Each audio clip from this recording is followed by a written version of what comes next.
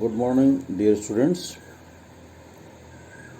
आज हम चर्चा कर रहे हैं महाराजा गंगा सिंह विश्वविद्यालय में बीए पार्ट फर्स्ट सोशोलॉजी के first paper principles of sociology की और राजस्थान विश्वविद्यालय में बीए पार्ट फर्स्ट सोशोलॉजी के first paper introduction to sociology की। दोनों के ही संदर्भ में हमने टॉपिक का चयन किया है सामाजिक प्रक्रियाएं। सामाजिक प्रक्रियाओं के परिप्रेक्ष्य में मेरी आपसे ये तीसरी मुलाकात है।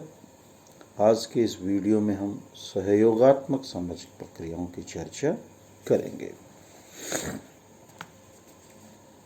सहगामी या सहयोगात्मक सामाजिक प्रक्रियाएं, जहां समाज में कुछ सामाजिक प्रक्रियाएं विघटन उत्पन्न करती है या पृथक्करण में योगदान देती है, वहीं कुछ सामाजिक प्रक्रियाएं ऐसी भी है जो समाज में एकीकरण, संगठन और सहयोग को बढ़ाने में योगदान देती है।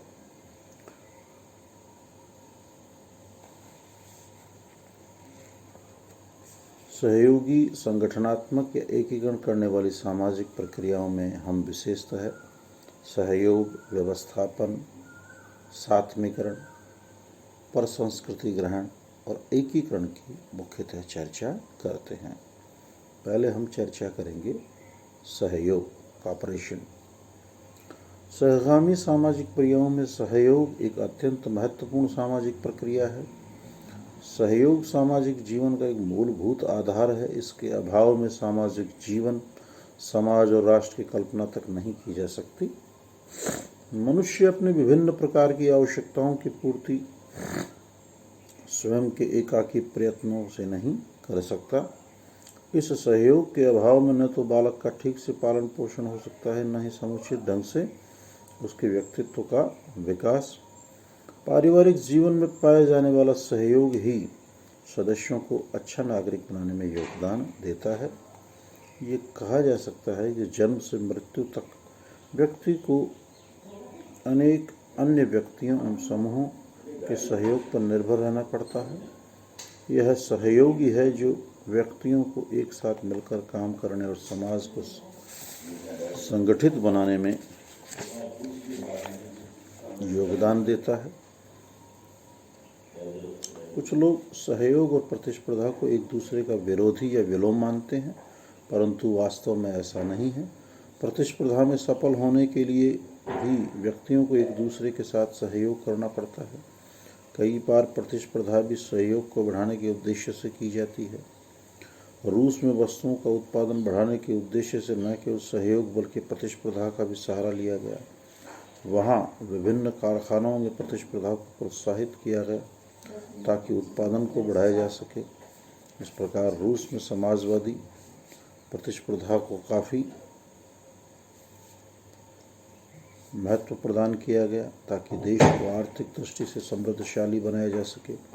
खेल के मैदान में या युद्ध के क्षेत्र में सफलता प्राप्त करने हेतु प्रत्येक व्यक्ति के लिए अपने अपने समूह के सदस्यों के साथ सहयोग करना आवश्यक है। अतः सहयोग और प्रतिस्पर्धा को एक दूसरे का विरोधी नहीं माना जा सकता। हाँ, सहयोग और संघर्ष एक दूसरे के विरोधी अवश्य हैं।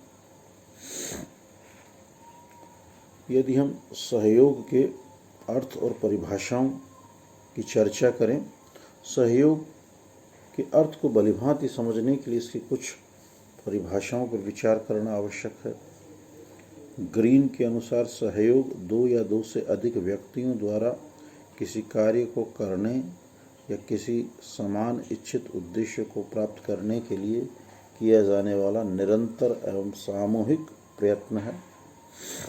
किंग्सले डेविस अपने पुस्तक ह्यूमन सोसाइटी में सहयोग को परिभाषित करते हुए कहते हैं, एक सहयोगी समूह वह है जो एक ऐसे उद्देश्य की प्राप्ति के लिए मिलजुल कर कार्य करता है जिसको सभी चाहते हैं। सदरलैंड और वुडवर्ड के अनुसार किसी समान लक्ष्य के लिए विभिन्न व्यक्तियों या समूहों को परस्पर मिलकर कार्य करना ही सहयोग है। लुंडबर्ग के अनुसार सहयोग दो या अधिक व्यक्तियों या समूहों द्वारा लक्ष्य प्राप्ति के लिए इस प्रकार साथ साथ कार्य करने को व्यक्त करता है जहाँ एक व्यक्ति या समूह द्वारा लक्ष्य प्राप्ति दूसरों के लक्ष्य प्राप्ति में सहायक हो।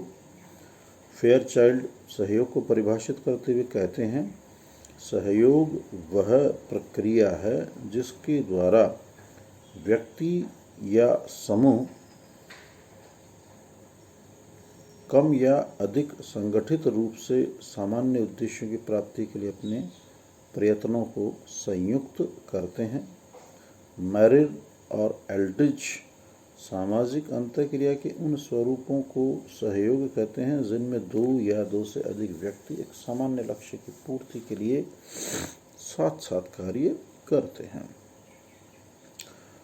उपर्युक्त परिभाषाओं से स्पष्ट है, सहयोग सामाजिक अंतःक्रिया का वह स्वरूप है जिसमें दो या अधिक व्यक्ति अथवा समूह किसी सामान्य रूप से इच्छित लक्ष्य की प्राप्ति के लिए संगठित रूप से मिलकर प्रयत्न करते हैं।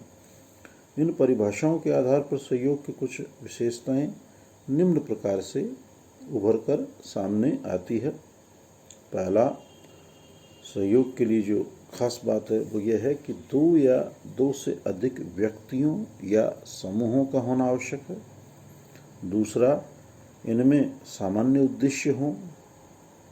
तीसरा, इनमें हम की भावना हो। चौथा, सहयोग करने वालों का एक दूसरे के प्रति जागरूक या चेतन रूप से होना आवश्यक है। पांचवा, पारस्परिक सहायता एवं साथ साथ मिलकर काम करने की भावना का पाया जाना आवश्यक है। और अंतिम है, लक्ष्य प्राप्ति के लिए निरंतर और संगठित प्रयास करना भी सहयोग के लिए आवश्यक है। सहयोग के अर्थ, परिभाषा और विशेषताओं को समझने के उपरांत अब हम चर्चा करेंगे सहयोग के स्वरूप, फॉर्म्स ऑफ कोऑपरेशन। विभिन्न समूहों, संगठनों, समितियों, संस्थाओं में अलग अलग अवसरों पर सहयोग के भिन्न भिन्न स्वरूप देखने को मिलते हैं। इतना अवश्य है कि जीवन के सभी क्षेत्रों में कम या अधिक मात्रा में सहयोग पाया जाता है। युद्ध काल और शांति काल के सहयोग में अंतर दिखाई पड़ता है।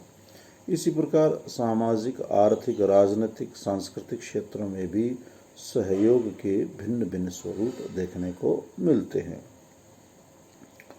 अब हम चर्चा करते हैं भिन्न भिन्न विद्वानों ने सहयोग के क्या क्या स्वरूप बताए हैं। जैसे मैकाइवर और पेज ने सहयोग के दो प्रकार बताए हैं। पहला प्रत्यक्ष सहयोग और दूसरा अप्रत्यक्ष सहयोग। पहले बात करेंगे हम प्रत्यक्ष, डायरेक्ट कोऑपरेशन, प्रत्यक्ष सहयोग की। जब दो या दो से अधिक व्यक्ति अथवा समूह समान उद्देश्यों के लिए एक दूसरे के साथ मिलकर समान कार्य करें तो इसे प्रत्यक्ष सहयोग कहा जाएगा। इसमें व्यक्तियों के बीच आमने सामने के संबंध पाए जाते हैं। खेल के मैदान में विरोधी टीम को हराने के उद्देश्य से जब किसी टीम के सदस्यों में सहयोग पाया जाए और सभी मिलकर कार्य करें तो इसे प्रत्यक्ष सहयोग कहा जाएगा। चुनाव में किसी प्रत्याशी को विजय बनाने के लिए कुछ लोगों द्वारा मिलकर प्रचार करना प्रत्यक्ष सहयोग का ही उदाहरण है। इस प्रकार के सहयोग में सदस्यों को एक दूसरे से अंतः प्रेरणा प्राप्त होती है।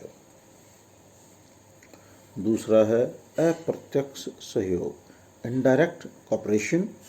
जब किसी समान उद्देश्य की पूर्ति के लिए सहयोग करने वाले लोग असमान या भिन्न भिन्न प्रकार के कार्य करते हैं तो इसे अप्रत्यक्ष सहयोग कहते हैं। इसमें उद्देश्य तो समान होते हैं परंतु कार्य भिन्न भिन्न होते हैं। किसी महाविद्यालय या विश्वविद्यालय के विभिन्न कर्मचारियों के बीच पाया जाने वाला सहयोग अप्रत्यक्ष सहयोग ही का उदाहरण है। यहाँ कर्मचारी अलग अलग कार्य करते हुए समान उद्देश्यों की पूर्ति में सहयोग देते हैं।